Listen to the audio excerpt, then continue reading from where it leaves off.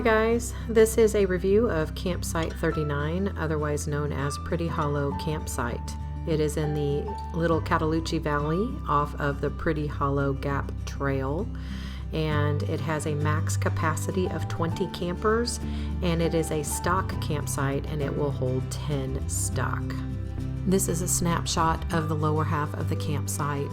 The stock campsite was more to the upper half, which we didn't get up there, so I don't have any photos of that, but we stayed to the right of this campsite. We had people staying with us up that hill. It's a little bit of a hill in the distance. Up there's a few more flatter areas. There's bear cables up there, and there are bear cables down here. I'll show you where in just a moment. Where we placed our tents to the right was fairly flat, but there is a little slope to this campsite. To the left, up on that flat site, is where there are more campsites, a communal fireplace, and bear hanging cables. There were people up there, they'd already had, that's pretty much a prime spot. Where Robin and I were, that's kind of back towards where the picture is going, was a nice flat area for maybe 2 or 3 tents, but it was not the main area.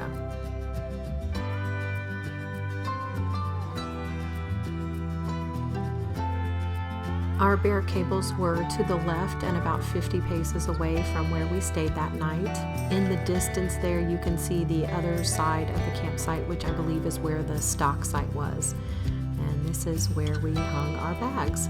To give you perspective of these two photos, the camp sign is to my back, and where we camped that night is to my extreme right.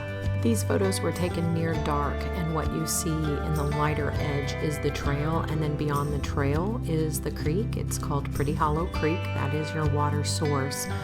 So this is once again the edge of the campsite.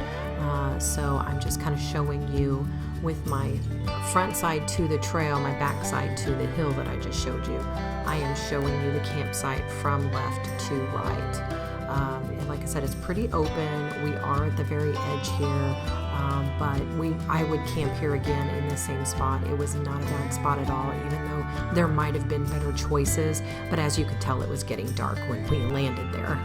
We're leaving camp the next day, and I wanted to show you this. Across the trail, which is right there, you see this flattened area, and it looks like, oh, that'd be a nice place to camp, but you are not supposed to camp there, and there is even a sign being eaten by a tree that tells you that. So I just wanted to make you aware, because you may not see that sign. You're not supposed to camp that close to the water, I am assuming is why, but there is that sign right there that says no camping, and it does look nice and flat, but just be warned, you are not supposed to camp there. I hope you enjoyed this campsite review. If I get back to Pretty Hollow, which I do intend to, I will try to do more of an in-depth campsite review. Thanks for watching.